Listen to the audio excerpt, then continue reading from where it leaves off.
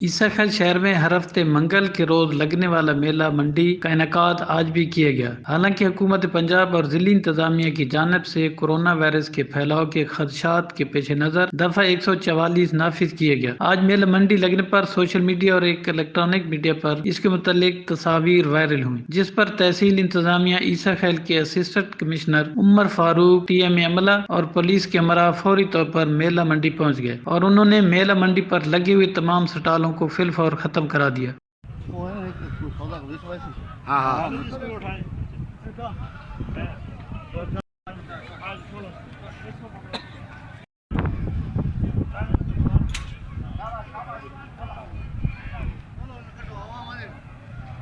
और 6 अप्रैल तक किसी भी किस्म के मेला जात न लगाने का फौरी हुक्म दिया, जबकि ईसा खाल ने शहरियों को घरों तक महदूद रहने और रश वाली जगहों पर न जाने की हिदायत भी की है ताकि इस वबा से बचा जा सके। कैमरा टीम के साथ तनवीर आबिद खान, DNN पाकिस्तान, दाऊद खेल।